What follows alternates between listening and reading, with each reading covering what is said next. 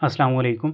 आज के इस लेक्चर के अंदर हम माइक्रो सर्कुलेशन को डिस्कस करेंगे, यानी हमारी बॉडी के अंदर जो स्मॉलेस्ट माइक्रोस्कोपिक ब्लड वेसल्स हैं जिन्हें कैपिलरीज कहा जाता है, उनके अंदर ब्लड सर्कुलेशन कैसे होती है और कैसे इन कैपिलरीज से टिश्यूज़ के दरमियान एक्सचेंज ऑफ मटेरियल अकर होती है। क्योंकि हम जानते हैं कि ये जो टिश्यूज़ सेल्स होते हैं इन्हें न्यूट्रिशन की ज़रूरत होती है, ख़ुराक की ज़रूरत होती है और ये न्यूट्रिशन कैपिलरीज में जो ब्लड होता है उसके रास्ते टिश्यूज़ तक पहुँचती है।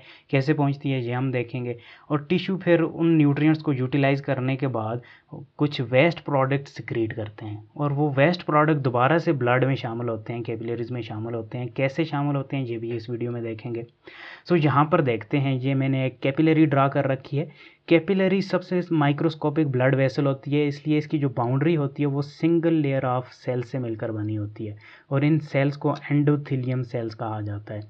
ये सिंपल स्क्वेमस एपिथेलियल सेल्स होते हैं, यानी ये बड़े स्मूथ और टाइटली अरेंज हुए सेल्स होते हैं और इनके अंदर स्पेस बहुत कम होती है। ब्लड इनके अंदर ही ट्रेवल कर रहा होता है, क्योंकि हम जानते हैं हमारी बॉडी का जो ब्लड सर्कुलेटरी सिस्टम है वो कौन सा है, क्लोज्ड सर्कुलेटरी सिस्टम है, जिसका मतलब ये है कि ब्लड वेसल से ब्लड बाहर नहीं निकलता, सिर्फ एक्सचेंज ऑफ मटेरियल अकर होती है। सो ये जो वाल है ये बड़ी प्रोटेक्टिव होती है, ब्लड को बाहर नहीं निकलने देती। लेकिन स्टिल कुछ कंपोनेंट्स हैं ब्लड के, जैसे प्लाज्मा, वो इन कैपिलरी से डेफिनेटली बाहर निकलता है और इसके साथ न्यूट्रिएंट्स भी बाहर निकलते हैं। अभी हम शॉर्टली थोड़ी देर में उसकी तरफ जाते हैं। So here we have a capillary. Capillary की इस साइड पर आपको कुछ स्पेस सी नज़र आ रही है, इसमें मैंने लिखा हुआ है इंटरस्टिशियल फ्लूइड। इस स्पेस में एक फ्लूइड प्रेजेंट होता है जिसे इंटरस्टिशियल फ्लूइड बोलते हैं। ब्लड के अलावा हमारी बॉडी में इंटरस्टिशियल फ्लूइड भी प्रेजेंट होता है। तकरीबन 11 लीटर ऑफ इंटरस्टिशियल फ्लूइड हमारी बॉडी में प्रेजेंट होता है, ठीक है। और इंटरस्टिशियल फ्लूइड इसे इसलिए कहा जाता है कि इसकी दूसरी साइड पर सेल्स और टिश्यूज़ होते हैं। So it is that fluid present between the tissues and capillaries, that is why it is called interstitial fluid. और डेफिनेटली यहाँ पर टिश्यूज़ और सेल्स हैं जिनको खुराक की ज़रूरत है। सो यहाँ कैपिलरीज से खुराक इन टिश्यूज़ तक पहुँचती है। ओके, कैपिलरीज के अंदर जो ब्लड ट्रेवल कर रहा है उसके कंपोनेंट्स देखते हैं। डेफिनेटली ब्लड के जितने भी कंपोनेंट्स हैं वो सारे कैपिलरीज के अंदर ट्रेवल कर रहे होंगे। और ब्लड में हम जानते हैं रेड ब्लड सेल्स होते हैं, ब्लड में वाइट ब्लड सेल्स होते हैं, ब्लड के अंदर फेब्रिनोजेन और एल्ब्यूमिन और डिफरेंट टाइप की प्रोटीन्स भी प्रेजेंट होती हैं। ब्लड के अंदर प्लेटलेट सेल्स भी होते हैं जो क्लॉटिंग में हेल्पफुल होते हैं। ब्लड के अंदर एंटीबॉडीज़ भी होती हैं जो कि प्रोटीन्स होती हैं, वाइट ब्लड सेल्स जिनको सिक्रीट कर रहे होते हैं। और ब्लड के अंदर डेफिनेटली प्लाज्मा भी होता है जो कि फ्लूइड पोर्शन होता है, जिसकी वजह से ब्लड फ्लोट कर रहा होता है, फ्लूइडिटी जिसकी वजह से ब्लड को मुहैया होती है, प्रोवाइड होती है। So these are the components of the blood. और यहाँ पर एक और चीज़ मैं आपको बताता चलूँ कि ये जो कैपिलरी होती है ये इतनी नैरो होती है कि एक टाइम में सिर्फ एक रेड ब्लड सेल इससे पास हो सकता है। सो रेड ब्लड सेल्स रॉ में पास हो रहे होते हैं, ओवरलैप होकर कैपिलरीज में से पास नहीं हो सकते। एक रेड ब्लड सेल ही एक टाइम पे पास होगा। और क्योंकि इसकी जो वाल है वो एंडोथेलियम सेल से मिलकर बनी होती है, ये अंदर से बड़ी स्मूथ होती है, इस वजह से ब्लड इजीली फ्लो कर रहा होता है। ओके, अब हम देखते हैं कि कैपिलरीज की वाल से कैसे न्यूट्रिएंट्स और मिनरल्स बाहर निकलते हैं और कैसे वेस्ट प्रोडक्ट दोबारा कैपिलरीज में ब्लड में शामिल होते हैं। सो कैपिलरी जो होती है उसके दो एंड होते हैं, एक एंड आर्टीरियल एंड होता है और एक एंड वीनस एंड होता है। जो एंड वैन के साथ अटैच होता है उसे वेनस एंड बोलते हैं और जो एंड आर्टरी के साथ अटैच होता है उसे आर्टीरियल एंड बोलते हैं।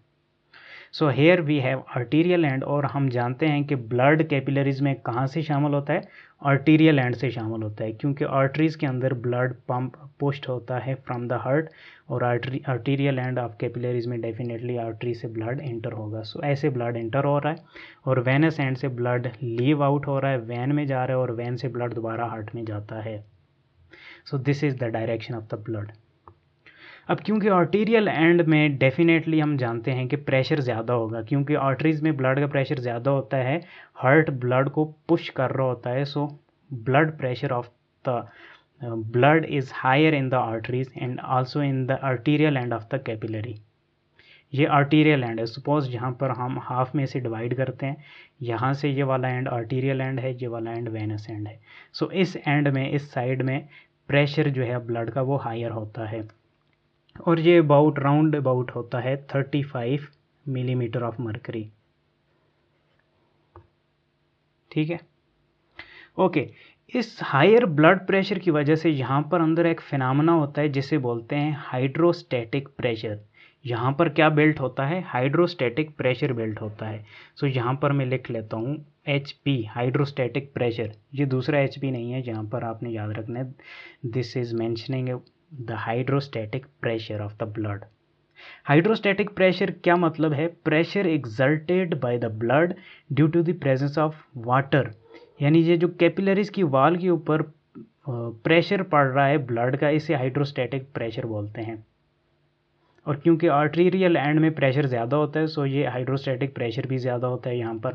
अब इस हाइड्रोस्टैटिक प्रेशर की वजह से होता क्या है कि ये जो सिंपल स्क्वेमस एपिथेलियल सेल्स हैं, यानी एंडोथेलियल सेल्स हैं, एंडोथेलियम सेल हैं, इनमें छोटे छोटे पोर्स होते हैं। ये बहुत छोटे होते हैं, नॉर्मल कंडीशन में इनमें से कोई चीज़ बाहर नहीं निकल सकती, लेकिन इस हाइड्रोस्टैटिक प्रेशर की वजह से यहाँ से प्लाज्मा जो है वो बाहर ट्रेवल करना शुरू कर देता है इन पोर्स से। सो प्लाज्मा में डेफिनेटली न्यूट्रिएंट्स भी प्रेजेंट होते हैं। आप जानते हैं कि glucose, amino acid, fatty acid, glycerol, vitamin वगैरह प्लाज्मा पोर्शन में प्रेजेंट होते हैं। सो यहाँ से प्लाज्मा बाहर निकल रहा है, लेकिन रेड ब्लड सेल्स और प्लेटलेट्स और प्रोटीन्स ये बाहर नहीं निकल सकते इन पोर से, सिर्फ प्लाज्मा बाहर निकलता है। और some time white blood cells बाहर निकल सकते हैं to fight the infection, but mostly ये भी ब्लड में ही रहते हैं। इसके अलावा ऑक्सीजन भी बाहर निकलती है, और डेफिनेटली ये न्यूट्रिएंट्स और ऑक्सीजन इंटरस्टिशियल फ्लूइड से होते हुए सीधा टिश्यूज़ में चले जाते हैं और वहाँ पर यूटिलाइज होते हैं for the production of energy, और दीगर जो सिंथेसिस हो रही होती हैं उनके लिए यूटिलाइज होते हैं। अब यहाँ पर हुआ क्या है कि फ्लूइड बाहर निकला है, तो डेफिनेटली क्या होगा, अब इस कैपिलरी के अंदर फ्लूइड की कंसंट्रेशन कम हो गई है, यानी फ्लूइड कम हो चुका है, तो ऑटोमेटिकली प्रेशर डाउन हो जाएगा, है ना। सो यहाँ पर प्रेशर डाउन हो जाता है, फ्लूइड का प्रेशर कम हो जाता है। अब इस प्रेशर के कम होने से बड़ा इंटरेस्टिंग फिनोमेना होता है, क्योंकि tissues constantly waste product secrete कर रहे होते हैं, जैसा कि कार्बन डाइऑक्साइड और यूरिया वगैरह, और ये वेस्ट प्रोडक्ट इंटरस्टिशियल फ्लूइड में शामिल हो जाते हैं। अब यहाँ पर क्या होता है, डेफिनेटली यहाँ पर पोर्स तो प्रेजेंट हैं ऑलरेडी, ठीक है, और यहाँ पर प्रेशर ऑफ ब्लड कम हो चुका है क्योंकि यहाँ से बहुत सारा प्लाज्मा निकल चुका है। और दूसरा यहाँ पर एक और इंटरेस्टिंग फिनोमेना ये होता है कि यहाँ पर फ्लूइड कम होने की वजह से प्रोटीन ज़्यादा हो जाती है, कंसंट्रेशन ऑफ प्रोटीन ज़्यादा लगने लग जाती है, क्योंकि फ्लूइड कम हो चुका है तो सोल्यूट कंसंट्रेशन अंदर ज़्यादा हो जाती है। सो सोल्यूट कंसंट्रेशन ज़्यादा होने की वजह से ऑस्मोटिक प्रेशर बिल्ड हो जाता है। ऑस्मोटिक प्रेशर बिल्ट हो जाता है, जिसका मतलब ये है कि ये जो वाटर है ये रश इन करने की कोशिश करता है इनसाइड द कैपिलरी, क्योंकि आप जानते हैं कि जब जहाँ पर सोल्यूट कंसंट्रेशन ज़्यादा हो और बाहर सोल्यूट कंसंट्रेशन कम हो, तो लोअर कंसंट्रेशन से हायर कंसंट्रेशन में ब्लड यानी वाटर ट्रेवल करने की कोशिश करता है। ये आप जानते होंगे, हाइपोटोनिक और हाइपोटोनिक एनवायरनमेंट वगैरह में आपने स्टडी भी किया होगा। सो यहाँ पर जो है वाटर वो थिन है, यानी उसमें सोल्यूट कंसंट्रेशन बड़ी कम है, और यहाँ पर सोल्यूट कंसंट्रेशन बड़ी हाई है। सो यहाँ से वाटर क्या करता है, यहाँ पर ट्रैवल करने की कोशिश करता है। सो जब ये इंटरस्टिशियल फ्लूइड यहाँ पर ट्रैवल करने की कोशिश करता है, तो इसके साथ वेस्ट प्रोडक्ट और कार्बन डाइऑक्साइड भी ब्लड में शामिल हो जाते हैं। सो यहाँ से जो है फ्लूइड निकलता है और वेनस एंड में फ्लूइड दोबारा से शामिल हो जाता है। आर्टीरियल एंड में फ्लूइड निकलता है, न्यूट्रिएंट्स वगैरह भी निकलते हैं, वो न्यूट्रिएंट्स टिश्यू में शामिल हो जाते हैं, वेस्ट प्रोडक्ट सिक्रीट होते हैं, इंटरस्टिशियल फ्लूइड में शामिल होते हैं, और यहाँ से दोबारा वेनस एंड में कैपिलरी की वेनस एंड में शामिल हो जाते हैं। सो इस तरीके से एक्सचेंज ऑफ मटेरियल अकर होती है between the capillaries and the tissues.